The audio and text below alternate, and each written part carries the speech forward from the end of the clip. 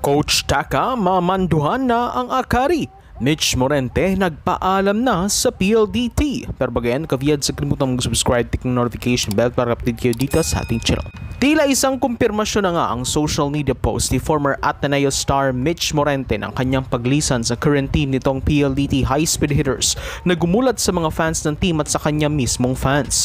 Sa kanyang IG post kasi nagbahagi si Morente ng video kung saan tampok ang kanyang mga memories with the team High Speed Hitters. Mas naging matunog itong farewell video ni Morente sa team dahil sa madamdaming caption nito sa post. Nagpasalamat si Mitch sa team PLDT sa mga memories na nabuo niya kasama ang mga ito. Ayon sa kanyang caption, maraming salamat sa nabuong masasayang pagkakaibigan. Grateful for all the opportunities and chances na binigay niyo sa akin para maipakita ko ulit yung talent ko sa lahat. Tinapos niya ito sa salitang salamat sa tiwala PLDT na tila confirmation ng kanyang paglisan sa koponan. Wala pa ang confirmation ng mismong High Speed Hitters nung pinost ito ni Mitch pero tila indikasyon na ito ng kanyang paglipat. Mixed emotions naman dito ang kanyang mga fans gayong isa siya sa mga susi ng appearance ng koponan last invitational conference dahil sa kanyang clutch plays at defensive prowess.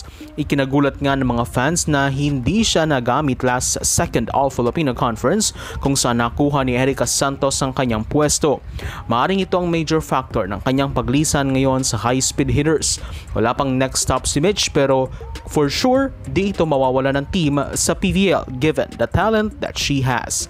Para naman sa PLDT, di rin naman siguro sila papayag na basta-basta na lang silang malalagasan ng key player. Dahil for sure, mas higit ang kanilang ipapalit dyan kung saan yan ang ating aantabayanan. Good luck on your next journey, Momo. Samantala from one goodbye to hello naman tayo. Dahil kung nagsara ang pinto para kay Mitch, nagbukas naman ang isa pang pinto ang Akari Management kay NX-led head coach Takayuki Minowa. Yan ay matapos na ianunsyo ng team ang appointment ng Japanese coach bilang bagong head of volleyball operations ng Akari Corporation. Ibig sabihin, pamumunuan na ngayon ni Minowa ang Chargers pero di nangangahulugan na aalis na siya sa NX-led dahil siya pa rin ang head coach ng Chameleons pero ngayon mas madaragdagan ang kanyang trabaho as he will also take in charge and look for their Akari's volleyball program. Yan na rin ay bunga ng kanyang good showing sa kanyang PVL debut leading the Chameleons as the best rookie team in terms of performance this season. Following an impressive coaching debut in the Premier Volleyball League, NX-led Chameleons head coach Taka Minowa will now serve as the director of volleyball operations for both his squad and the Akari Chargers.